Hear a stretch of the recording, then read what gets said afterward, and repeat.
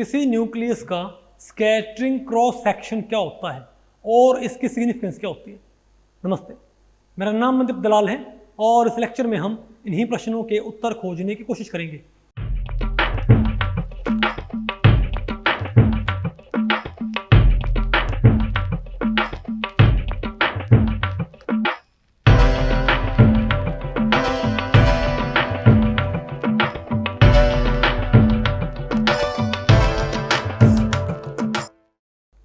तो भाई साइलेंस, अब हमें क्या पढ़ना है? Scattering cross section of a nucleus. तो भाई इस टॉपिक को हमने टोटल 2 सेक्शंस में डिवाइड किया है। पहला क्या है? Definition of scattering cross section of a nucleus, और फिर क्या है? Calculation of scattering cross section और एरिया ऑफ क्रॉस सेक्शन। देखो भाई, मैं आपको बताऊं, scattering cross section of a nucleus को geometric cross section of nucleus भी बोल देते हैं। ध्यान रखिए बात, ठीक है ना बात ये? ओके, तो भाई पहले हम क्या देखते हैं कि scattering cross section of a nucleus क्या होता है। ये होता है भाई कि जब किसी न्यूक्लियस को देखो, क्योंकि न्यूक्लियर रिएक्शंस में आप किसी न्यूक्लियस को स्ट्राइक करते हो किसी प्रोजेक्टाइल से। बोलो भाई, तो जो हमारे पास क्या है प्रोजेक्टाइल, वो जब वही न्यूक्लियस को अप्रोच करता है तो हमने ये देखना ना कि कितने एरिया में वो न्यूक्लियस से टकरा सकता है। अरे बोलो भाई, तो अगर मान लिया हमारे पास भाई यहां पर क्या है, कोई टारगेट न्यूक्लियस, अब यहां से कोई क्या आएगा प्रोजेक्टाइल, तो वो तो इससे नहीं टकराएगा ना, वो यहां से आएगा तभी क्या करेगा भाई, टकराएगा। Isn't it? तो उसको बोलते हैं geometric area of cross section. तो भाई हालांकि स्फीयर है, हालांकि क्या ये स्फीयर, लेकिन जब इसको भाई सामने से कोई अप्रोच करेगा उसे क्या लगेगा, ये डिस्क। अगर भाई ये जो स्फीयर है इस डायमीटर के बराबर, बोलो भाई, और इसी डायमीटर का अगर हम एक डिस्क रख दें, अगर भाई इस डायमीटर के हम क्या रख दें, एक डिस्क, तो अगर कोई न्यूक्लियस कोई प्रोजेक्टाइल भी ऐसे आ रहा है तो दोनों ही इसका एक तरह से बराबर रास्ता नहीं घेरेंगे क्या? बात आपको पहले पड़ रही है? तो इसका मतलब क्या हुआ कि स्फीयर का सरफेस एरिया नहीं, स्फीयर को आपने कैसे ट्रीट करना है, एक तरह से डिस्क की तरह। क्योंकि कोई क्या आएगा, कोई पार्टिकल आएगा न्यूक्लियस से टकराने के लिए, तो उसको तो इसका सारा सरफेस एरिया नहीं, वो तो कैसे भाई, जैसे कोई डिस्क भी होती है इस जगह पे, तो वो भी तो वो भी इसका इतना ही रास्ता रोकती जितना कि ये स्फीयर रोकेगा। बात आपको पहले पड़ गई भाई? तो क्या बोलते हैं इसको? Geometric area of cross section. नहीं है क्या आपको? Geometric area of cross section. और ये बताओ हम कैसे निकालेंगे? इसको निकालेंगे पाई आर स्क्वायर से। तो भाई जैसे डिस्क का एरिया क्या होता है, पाई आर स्क्वायर, तो इसका भी एरिया बताओ मेरे पास क्या आएगा, पाई आर स्क्वायर ही होएगा भाई। क्या होएगा? इसको बोले सिग्मा, इसको सिग्मा या ए बोलते हैं, इसको हम ए बोल देते हैं। Geometric area of cross section pi R square, जहां पर आर क्या है, radius of the nucleus. R क्या है? Radius of the nucleus. आपको भाई रेडियस हमको कैसे मालूम पड़ेगा? तो देखो भाई, जो रेडियस ऑफ द न्यूक्लियस वो निकलता है ऐसे, r is equal to R naught M की पावर क्यूब। r इससे आ जाएगा। और मैं आपको बताऊँ, जो r नॉट होता है ना, ये लाइटर न्यूक्लियस के लिए क्या होता है, अलग होता है।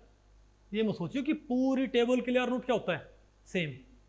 टेबल में रेंज ऑफ एलिमेंट्स के लिए r नॉट क्या होता है, एक, फिर एक रेंज ऑफ एलिमेंट के लिए r नॉट क्या होता है, एक होता है। बात आपको पहले पड़ी? तो एग्जाम में इसके ऊपर क्वेश्चन आएंगे तो आपको आर नोट बताया होगा। ओके, तो आर नोट यहाँ पुट करो भाई। और एम क्या है? मास। भाई सिंपल सी बात है, जितना ज्यादा मास होएगा न्यूक्लियस का, उसका उतना ही ज्यादा क्या होगा, area of cross section. Isn't it? बोलो भाई। अच्छा, एक तो हमारे पास क्या होगा, geometric area of cross section. भाई समझे बात, geometric area of cross section, और एक हमारे पास होता है scattering area of cross section. ये दोनों टर्म आपको बताऊं भाई, हालांकि इनको एक्सचेंज मैनर में इस्तेमाल कर लेते हैं, लेकिन geometric area of cross section में मेनली क्या होता है, आपने देखना होता है कि उसका एक्चुअल बाउंड्री क्या है न्यूक्लियस की एक्चुअल बाउंड्री क्या है। ठीक है बात? तो अगर यहां से आएगा तो भाई, क्योंकि geometric area of cross section को भी आप scattering area of cross section terms में लिख सकते हो। तो अगर यहां से आएगा तो बताओ ये कितना स्ट्राइक करेगा, तो ये कितने पे स्कैटर होएगा, 180 पे। भाई अगर बिल्कुल क्या होगा न्यूक्लियस के सेंटर को अप्रोच करेगा तो ये कितने पे होएगा बताओ? अरे रिफ्लेक्ट 180 पे। तुम क्या बोलेंगे? यानी अगर कोई प्रोजेक्टाइल न्यूक्लियस को सेंटर के अलोंग क्या करे? अप्रोच करे। ठीक है बात? अरे बोलो भाई, तो वो कितने पे डिफ्लेक्ट होएगा? 180 पे। और अगर मैं हमारे पास क्या गोल्ड न्यूक्लियस, अगर हमारे पास क्या बताओ भाई, गोल्ड 125, क्या गोल्ड 125 है हमारे पास, ठीक है? नहीं बताओ गोल्ड का हमारे पास क्या है मास नंबर? 197। गोल्ड का हमारे पास तो क्या भाई मास नंबर क्या हमारे पास? 197। ठीक है। अच्छा बताओ अगर 125 होता हमारे पास, अगर किसी न्यूक्लियस का मास हमारे पास क्या हो 125, तो आप आर कैसे निकालोगे? आर नोट पुट कर दो और क्या करो बताओ? और बोलो भाई, बताइए हमारे पास क्या आएगा? आर नोट क्या है हमारे पास? 1.33 इंटू 10⁻⁻15 मीटर। नहीं आ गया आपको? तो यहां से हम क्या निकालेंगे? आर। एक बार आर आ जाए उसको यहां पुट कर दो। नहीं आ गया आपको? अब मैं आपसे पूछ रहा हूं भाई, तो चलो आपको पता लग गया भाई आर कैसे निकालते हैं, ठीक है? लेकिन अब इसकी यूनिट क्या होती है? यूनिट बोलो भाई, एरिया ऑफ क्रॉस सेक्शन की यहाँ पर यूनिट क्या होगी? बार्न। क्या होगी? बार्न। और बार्न कितना होता है? 10⁻⁴। और भाई क्योंकि एरिया है तो आएगा किसमें? मीटर स्क्वायर में। इसमें आएगा तो 10⁻⁻24 मीटर स्क्वायर को क्या बोलते हैं? 1 बार्न। क्या बोलते हैं? 1 बार्न बोलते हैं। अब मैं आपको स्कैटरिंग के आपको रेंज आपको बताऊंगा, ठीक है? तो कोई आपको ये बोल दे कि पहले आप क्या बताओ गोल्ड न्यूक्लियस का बताओ।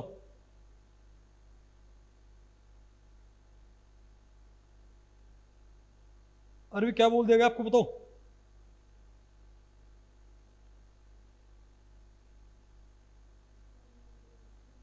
गोल्ड का देखिए मास नंबर क्या है गोल्ड का?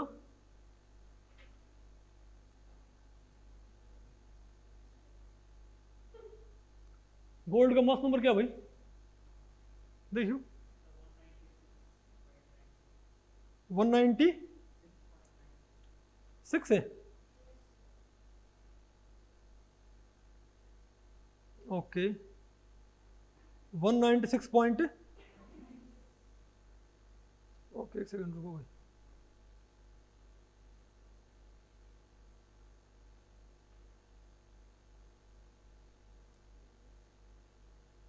और मैंने आर क्या बोला है?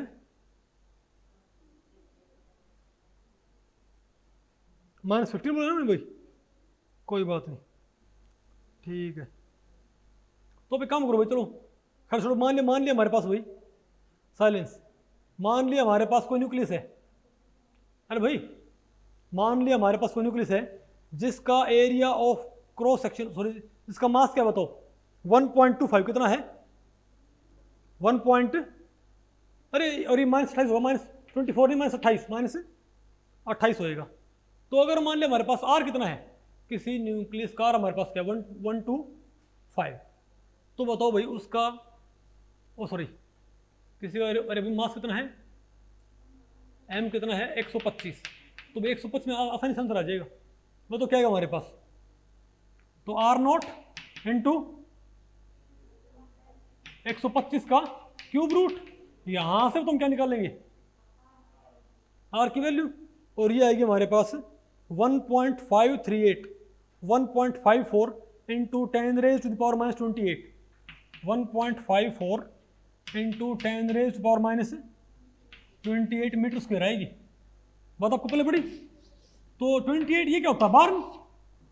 तो इस न्यूक्लियस का बताओ हमारे पास क्या गया? 1.54 बार्न। अरे भाई इसका हमारे पास ये भाई, अब मुझे पता नहीं ये कौन सा न्यूक्लियस है, लेकिन बताओ भाई इसका तो मेरे पास क्या आया? Geometric area of cross section क्या आ गया? 1.54 बार, इजंट इट? अब आप मुझे बताओ, तो इस न्यूक्लियस को जब अल्फा पार्टिकल अप्रोच करते हैं, जब ये अप्रोच करता है इसके अलोंग, तो पता है ये कितने पे होता है रिफ्लेक्ट? 180 पे। और अब ये एरिया ऑफ क्रॉस सेक्शन कितना है? 1.54 बार है ना। और जब ये आता है टेंजेंट के अलोंग, क्या भाई? टेंजेंट के अलोंग, तो ये होता है रिफ्लेक्ट भाई बताओ कितने पे, 140 पे। आपको ऐसा कैसे होगा? अरे भाई ध्यान रखियो, क्योंकि ये क्या होता है, पॉजिटिवली चार्ज, और अल्फा पार्टिकल क्या होता है, पॉजिटिवली चार्ज। तो भाई क्या ये इसको डिफ्लेक्ट नहीं कर दिया क्या, इजंट इट?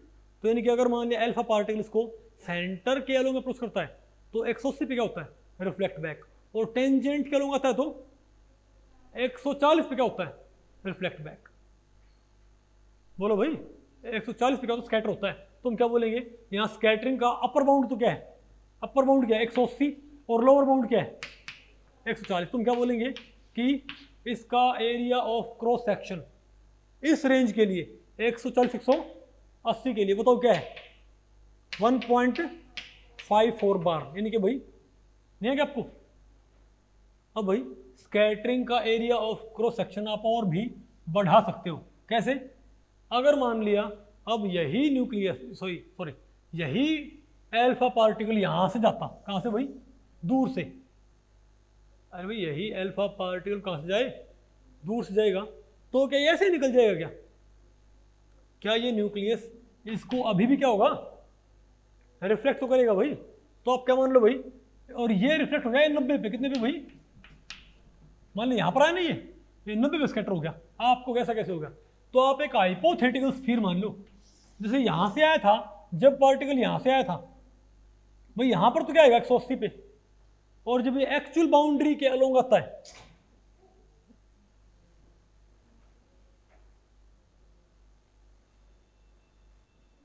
एक सेकंड भाई, हेलो हेलो, ठीक है भाई, जब भाई ये हेलो,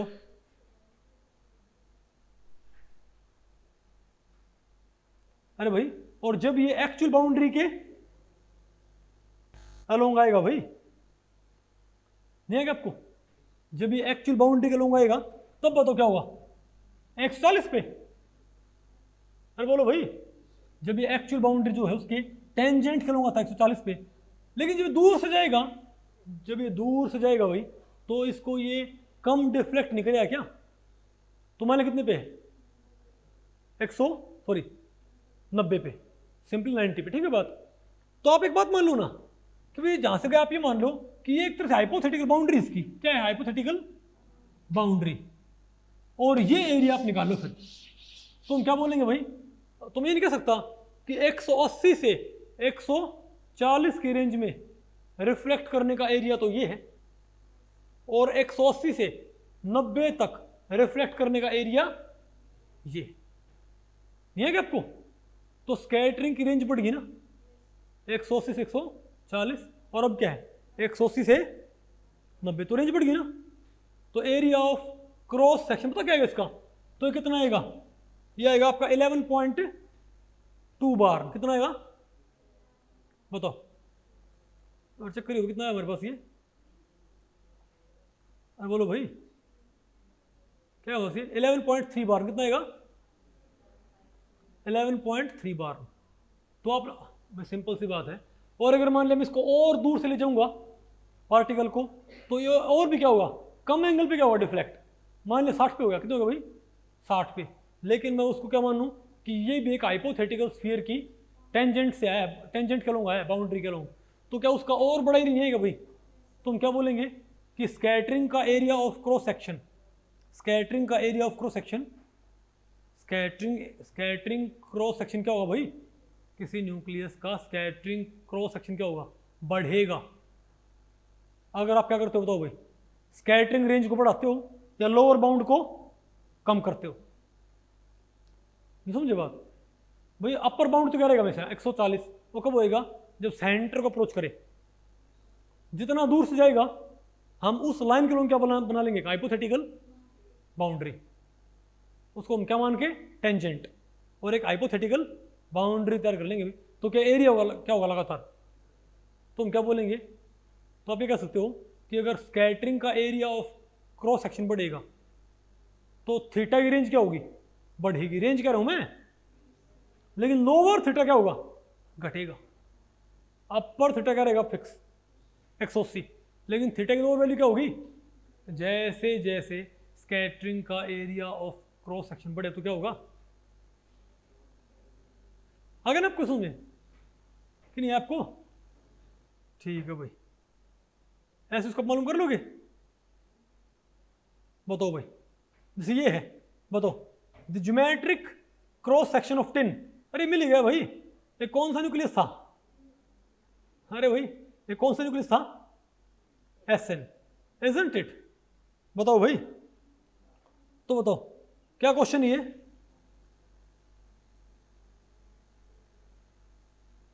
अरे बोलो भाई, the geometric area of cross section of tin in barn कितना आएगा? तो हमने अभी सोल्व किया था भाई, 1.54 बार्न, इजंट इट? भाई सिंपल सी बात है, आपने क्या करना है, क्या होता है, ए क्या पाई आर स्क्वायर होएगा, पाई आर, आर कहाँ से निकालोगे? आर नॉट और एम का क्यूब रूट। एम कितना इसका? 125। क्या करो 125 का क्यूब रूट, क्या आ जाएगा मेरे पास? आर आ जाएगा ना, आर यहाँ कर दो, कितना आएगा? 1.54 बार जाएगा, 1.54 into 10 raise to power minus 28 metre square आएगा। तो 10 raise to the power minus 28 metre square क्या हो जाएगा? बार। तो ये क्वेश्चन भाई मैं आपको बताऊँ नेट में आ रखा है, पार्ट सी में 4 नंबर में, जून 2015 में रखा है ये। आ गया आपको ये? तो भाई इस लेक्चर में इतना ही। अगर इस लेक्चर के बारे में आपके कुछ प्रश्न या सुझाव हैं तो आप मुझे नीचे कमेंट सेक्शन में पूछ सकते हैं, मैं उनके उत्तर देने की पूरी कोशिश करूंगा। तो भी ठीक है, मिलते हैं अगले लेक्चर में, तब तक के लिए नमस्ते।